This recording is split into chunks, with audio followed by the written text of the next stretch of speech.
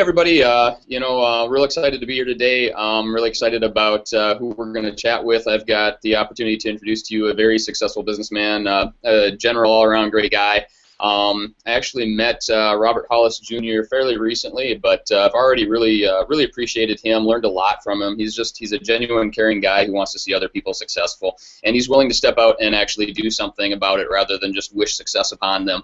And I've really appreciated that, and just the few times that we've chatted, I've already learned a lot from him. So anyhow, how are you doing today, Robert? Thanks for being here.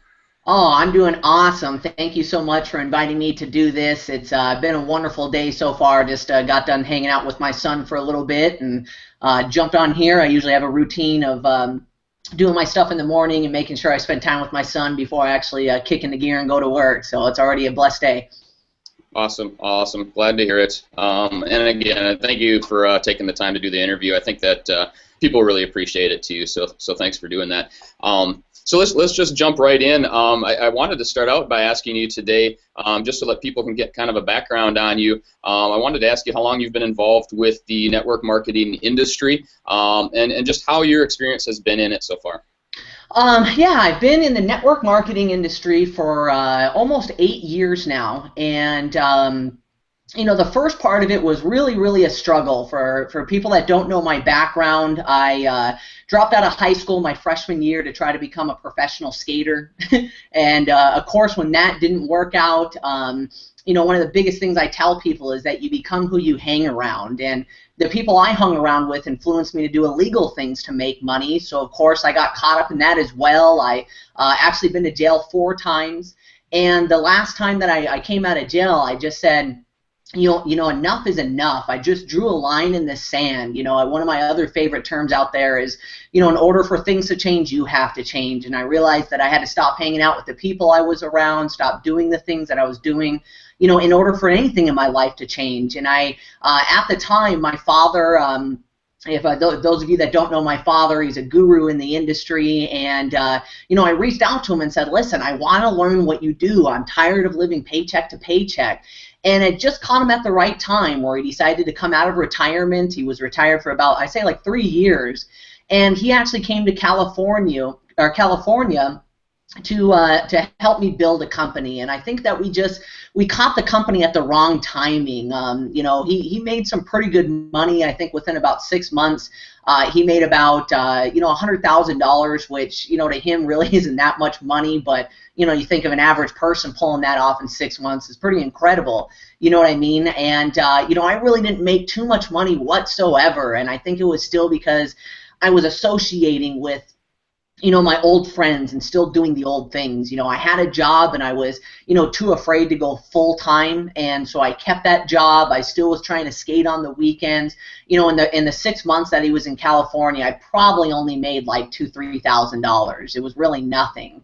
And then he decided to go back to Montana, and I realized when he left what an opportunity is for network marketing, and also how I kind of blew it. I have a training that I do about the becoming a master, and people always hold on to things in their past and old ideas and old ways, and that's really why a lot of people fail. And when he left, I realized that, oh my gosh, I could have jumped in both feet. I could have listened to him. I could have, probably have quit my job by now.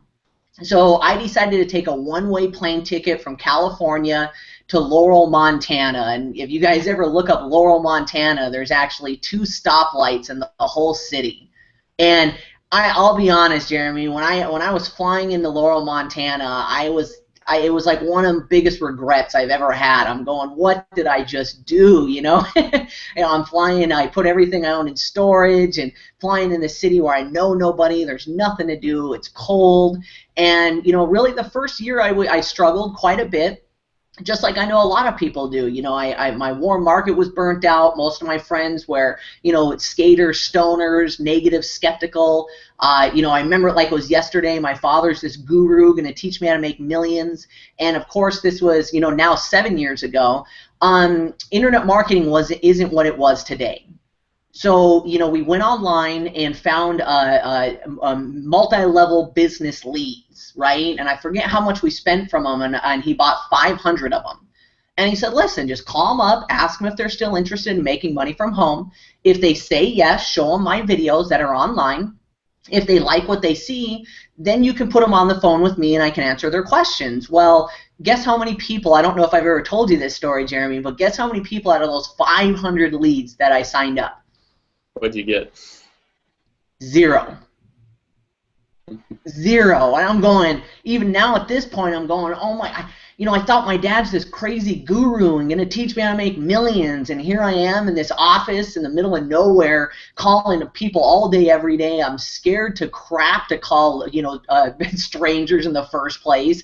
And of course you get those negative people. It's like, well, why are you calling me? I don't want to make money from home. And I'm going, oh man. So, really that first year and a half was really, really a struggle for me.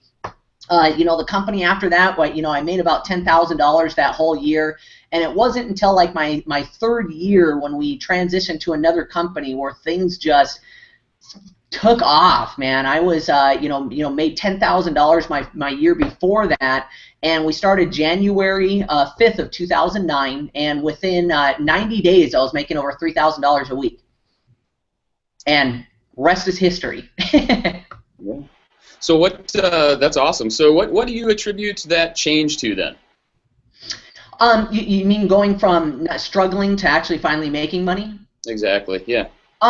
It was just, I would have to say, is what I didn't realize at the time when I was going through all those leads, and it was just sharpening my axe. I believe it was Abraham Lincoln. I know there's a bunch of different ways to state it, but if you're going to cut down a tree, he would spend 90% of the time sharpening the axe and 10% of the time swinging.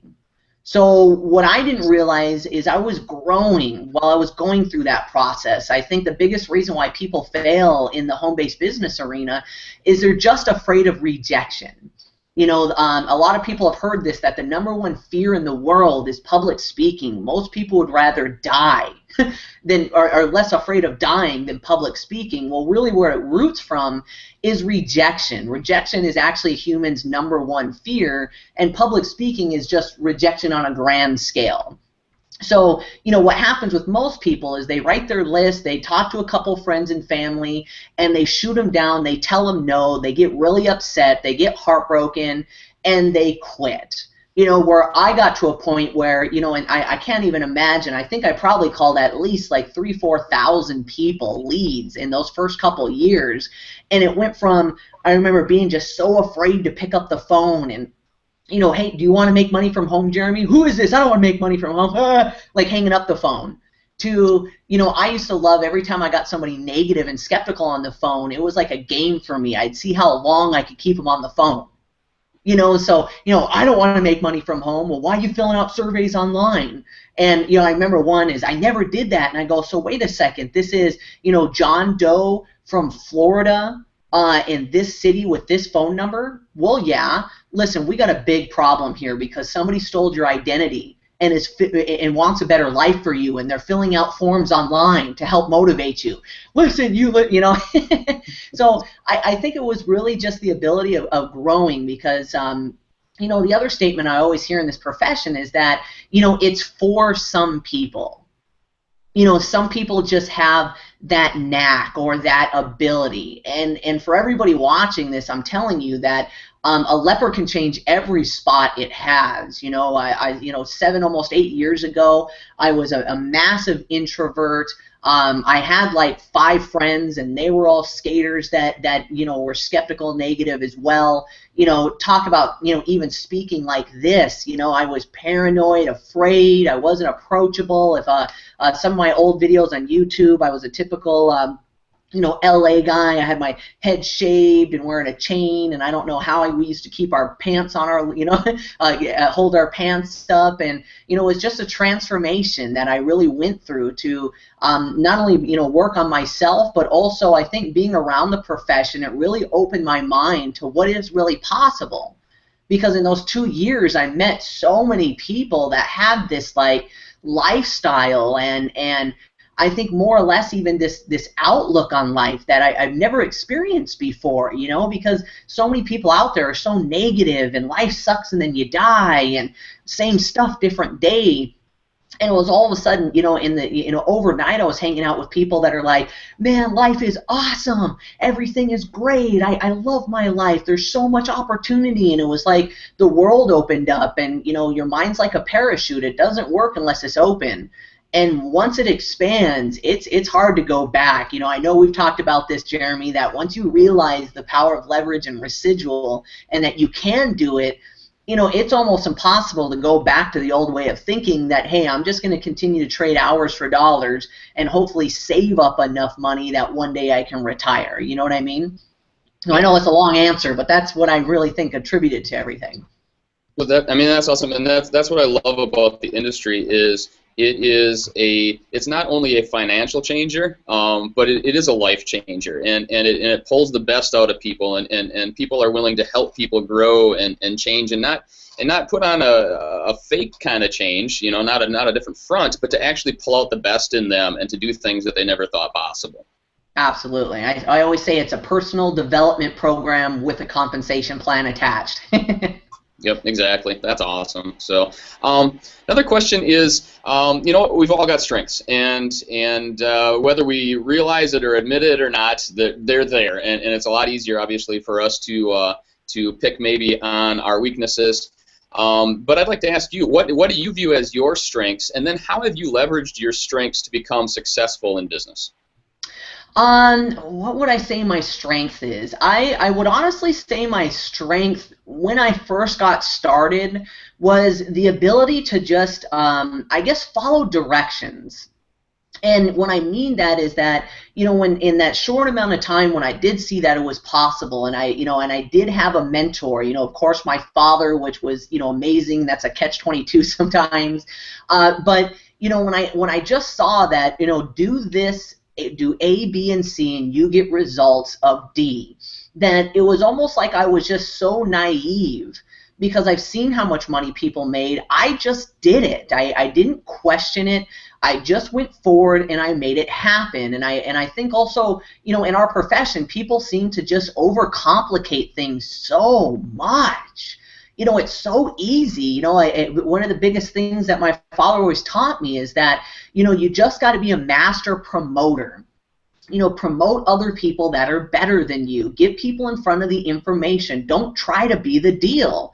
And, this is a joke, and it really, believe it or not, back in the day, it was true that, I'm a high school dropout. I admit to everybody that I'm not the smartest guy educationally out there, and I actually played on that as part of my strength when I was building my business, meaning, if somebody would come up and say, well, listen, I'm really excited, I want to get involved, but can you sit down and explain the comp plan to me? I'd say, yeah, no problem. What you want to do is put a lot of people on your left and a lot of people on your right. The company you're with at a time was a binary. And I said, I figured it out. The more people I put in, the bigger my paychecks get. And people would go, seriously? Seriously? Listen, I'm a high school dropout. I don't understand the comp plan. All I know is I put more people in front of the information.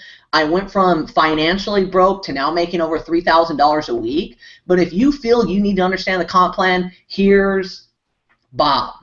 He can explain it to you. Well, listen, can you explain the product to me? Yeah, it makes me feel great. And everybody that gets on it, they feel great. Listen, I don't know much about the product, but at the time, a guy named Mike Miramoto was the product specialist. I mean, this guy, you could sit down and he'd talk your ear off about all the specs and how it's made and the quantity. You talk to Mike. And I just had that mentality that just being excited and following directions, because there's so many people out there that just they overcomplicate it. It's like they try something, it doesn't work that well, and then they try to reinvent the wheel. And then they try that for a little bit and it doesn't work, and then they seek some other mentor, seek some other system, or try to cut corners. It's you teaching mixed martial arts is the same thing. It's like, listen, I want to learn from you. Can you teach me how to break a brick with my hand? Listen, dude, you got to go through a lot of steps to get there. Well, no, hey, just tell me the secret, how I can break bricks, and then I can show off to my friends, and that's all I want to know. And it's like, listen, dude, it doesn't work like that. So I would say that I used my weakness as my strength, is that, listen, I could just follow directions. I know I'm a hard worker. You know, I'm not the smartest tool in the shed, but I've got the tools and the information and people better than me that I can use. And I played on that all the way until I was forced to become the expert. I really was. One of my first times I was forced to do a presentation, I threw up in the bathroom twice. I actually tried to hide. And it was one of my biggest fears. I didn't want to be the deal. I just wanted to be the guy that was making, you know, $15,000, $20,000 a month, and I never once did a presentation or understood the comp plan. Yeah, yeah, and that is a huge. So your strength is really a huge struggle for a lot of us. I know that I struggled with trying to reinvent the wheel, you know, on everything, and I wanted to be the expert on everything, and I wanted to find the system that worked for me, and things like that. And it wasn't until I finally said, wait a second. There's experts out there. Let's just ship people to those experts. Let's just do what they say. Let's follow their plan. That thing started to kind of hop for me too. So on the flip side of that, then, you know, you having that strength, being able to do that, seeing the value of that. And you already mentioned a little bit about not wanting to become the expert, not wanting to be in front of people. What would you say has been your greatest struggle? What have you had the hardest time with, and how have you overcome that? By far, without a shadow of a doubt, my biggest struggle was being the man, I guess you should say, or public speaking. It was, like, honestly crippling, like so bad. I can't even explain to you. I know some people just take, you know, public speaking or doing that stuff, you know, and it's really nothing to them. And I'll be honest with you, Jeremy, sometimes I still struggle with it. It was like if anybody's ever had an anxiety attack where it's just, I mean, that bad. I mean, I would be shaking. I felt like I couldn't breathe. You know, I started hyperventilating, so it was almost like I was seeing black spots, that I was like passing out. I mean, I even remember, you know, the first time I had to host a conference call. I mean, nobody can even see me.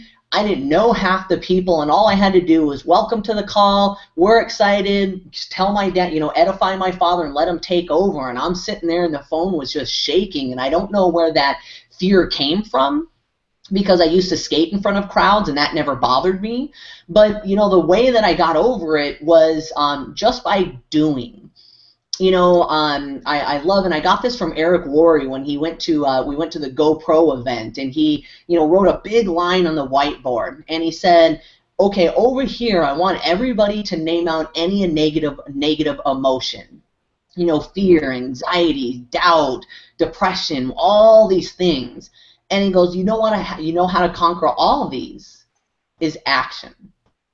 And, you know, it's just like anything. I'm sure with martial arts, or me being a skater, you know, doing a big stunt or going down a big handrail, you know, you're staring at it, and it's all this fear that, you know, you're going through, that what if this, what if that, what if this, and you get so worked up.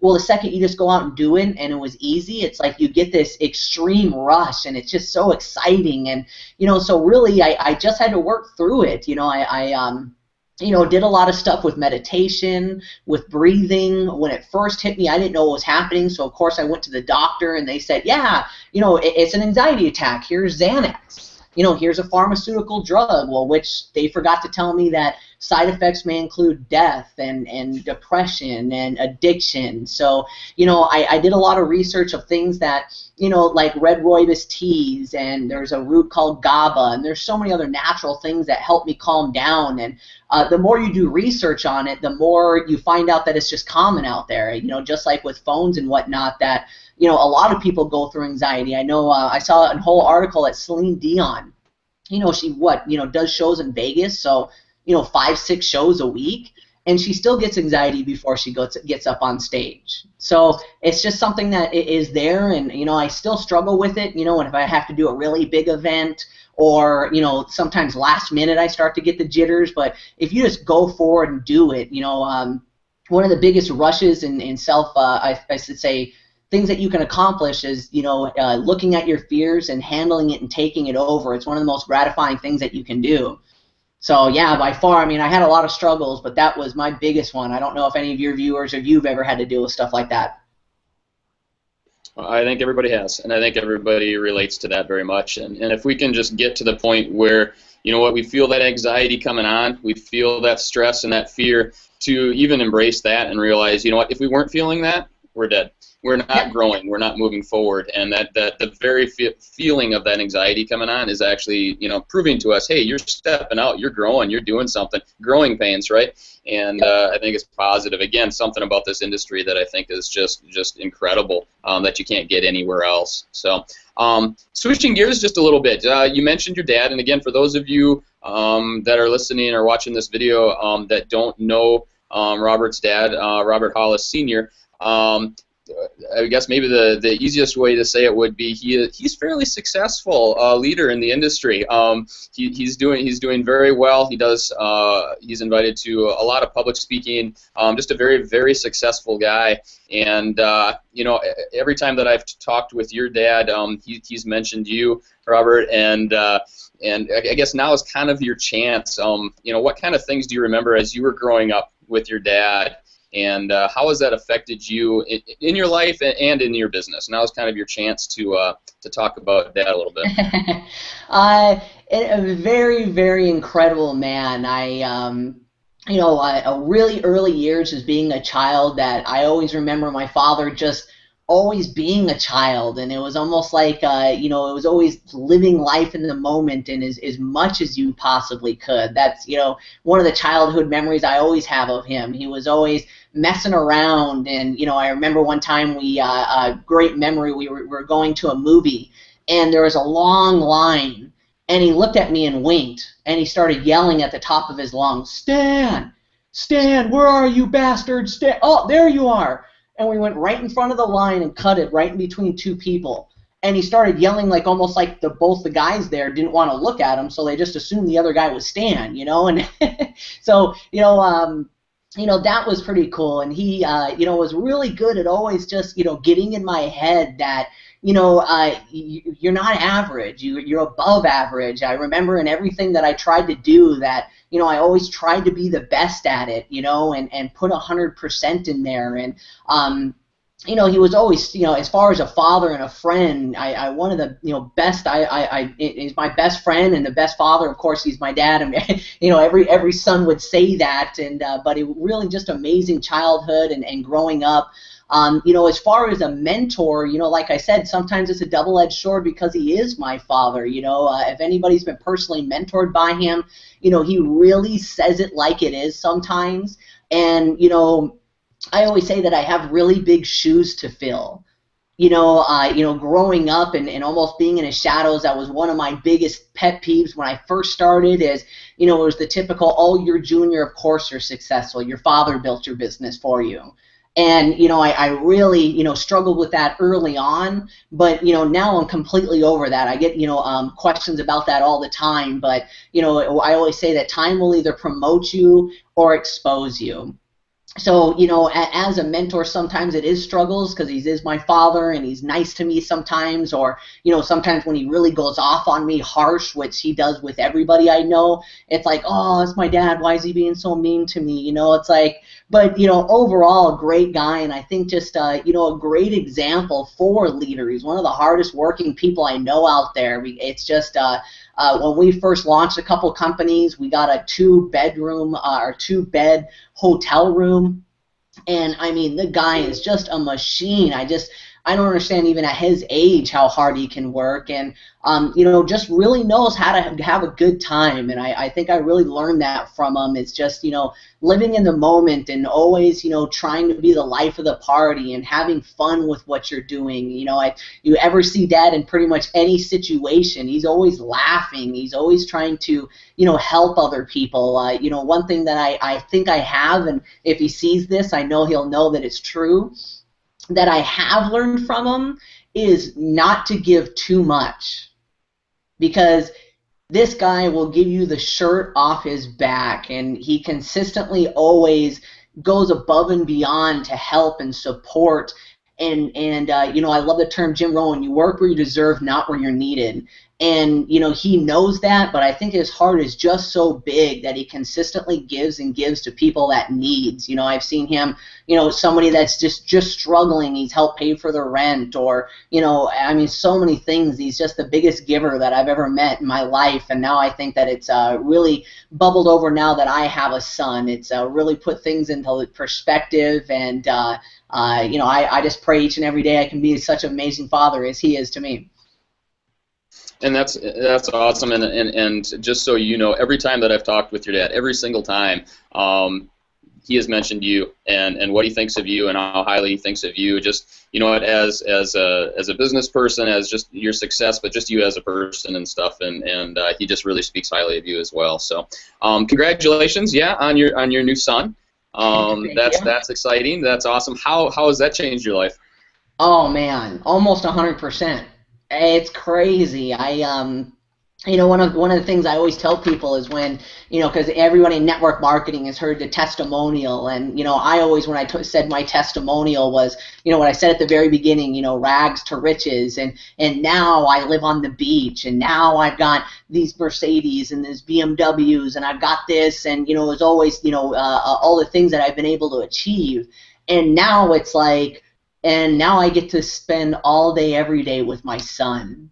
I just have now realized that, how, we always say it as time is valuable, but really how valuable it honestly is. I feel so much more gratitude, and I'm so much more thankful for network marketing and our profession now because of the time that I have. I was just talking with my fiance the other day, and she was just saying, man, I'm just so thankful for where we're at right now. And, I know everything, things can always be better. And she goes, I just can't imagine, because we have a routine for Ryder, and being able to think that, have to get up at 6, 7 in the morning so you can rush and get ready and feed him and make sure that she's pumped enough to have breast milk for him. So then you got to drop him off at the babysitter at 7:30 to be to work at 8. So you can maybe rush home to get home at 6. Well, that's normally when he eats and has his shower or his bath, and 6:37 he passes out. And it's like, my God, 95, if not more, percent of the people in the world get to see their brand new son an hour, 2, maybe 3 hours a day. I mean, that would crush me, So I'm in the mentality now, and I've even in the process of downgrading things. I went out, I remember my dream, one of my cars was a CLS 550. I got it, the brand new one. It was the first of 30 in all of Southern California. I actually put I think it was $5,000 down on it before I even seen it or test drove it. And it's a great car, but I spent $1,750 a month for the car payment, not including insurance, which is great and was great when I was single and living on the beach and having fun. But now that my son's here, it's like, why do I even need this car? I'd rather trade it in and get an SUV, or it's just it's a different mindset. It's not all about you anymore. And I now I'm just really looking forward to teaching him stuff. I guess that now I understand where my father comes from, is a whole nother level of mentorship, because he sits with me and listens to personal development, and my goal is for him to never ever have a job, never have to worry about money. We've already talked about it, might be controversial for people, but he's definitely not going to public school.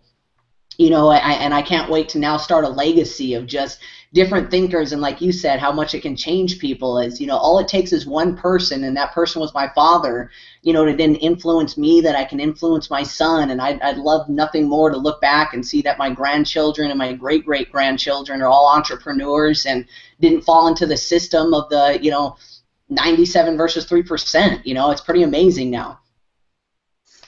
Yeah, and I get pretty passionate when I start talking about them. Right? Well, yeah, and you should be. You should be. It does. It's a 180-degree change of mindset when you've got kids. I know I've got 4. So, and my focus on life is completely different than somebody who doesn't have a kid. So, is your son going to be a skateboarder? I don't know. I'm sure we'll go out and I skate and stuff, but I just want him to be the best at whatever he wants to do. hey, whatever he loves, if it's art, if it's skating, if it's sports, if it's entrepreneurism, because I know that as much as I want to influence him of being an entrepreneur, that you can't push him down that path, and the more you try to push him, probably the less he's going to want to do it.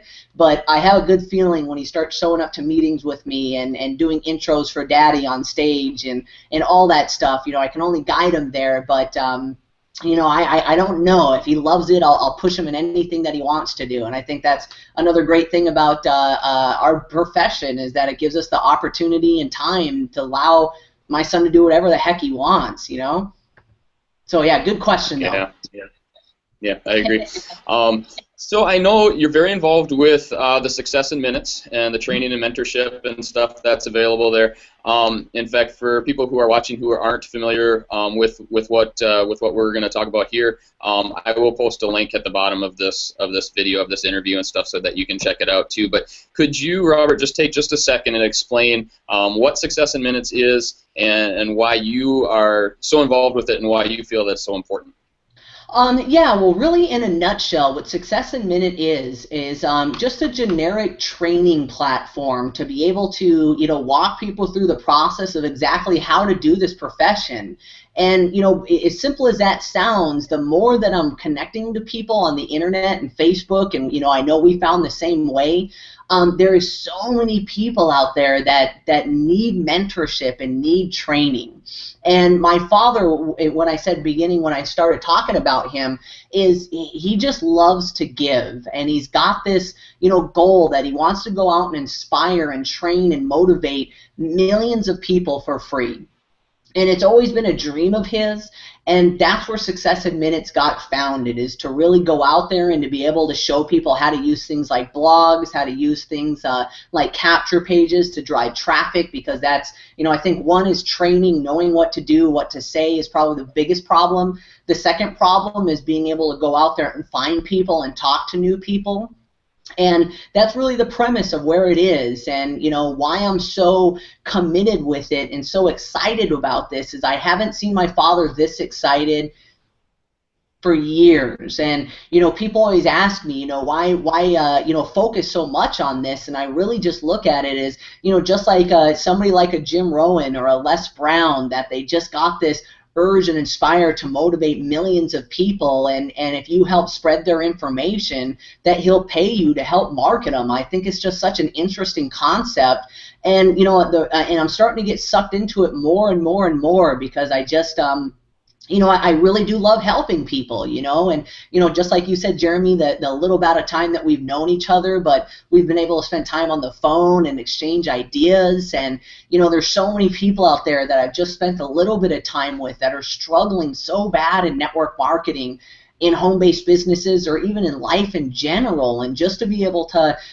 share with them, because, you know, my biggest philosophy, and my father taught me this when I first started network marketing, and it's in one of my favorite books, Science of Getting Rich. It's in the Bible, you know, whether you believe in karma, the universe, whatever. But when you focus on helping people, in return you have success.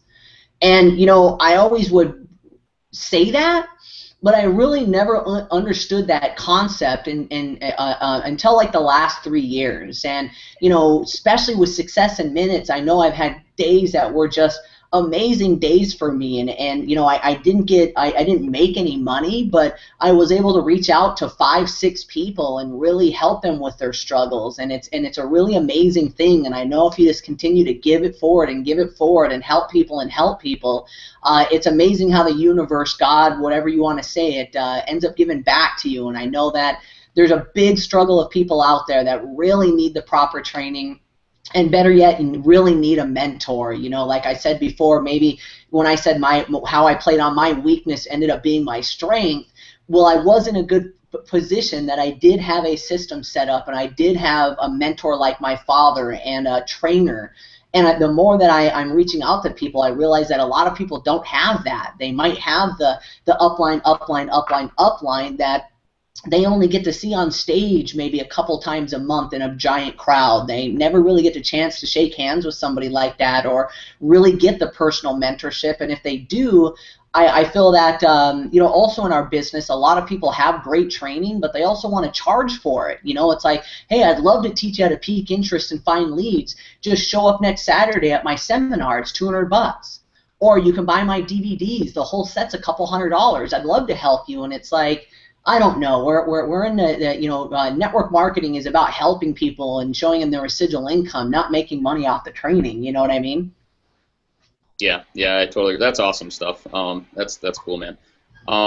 Hey, again, I want to thank you for taking the time to do this. I think that your questions might have inspired a lot of people. I know they helped me maybe get some people off the fence about the industry, about maybe switching careers or at least starting at a part-time basis. No better time to start than right now, right? And I tell people every day almost that a year from now you'll wish you have started today. And so whatever the business might be, whatever your dream is to get involved with, this mentorship, you helping people, your dad helping people, any mentors and leaders, helping people is what you need to find, and that really does make a huge difference. So I'm going to say again too that I'll post the link to Success in Minutes down below this video. So again, if you're not familiar with it, check it out. It's free. It's free, and it's really valuable. So definitely want to check that out. Thanks again. I really appreciate it, Robert. I appreciate chatting with you. You're the guy to watch. I'm going to be watching you over the next few months. I'm going to stay in touch for sure.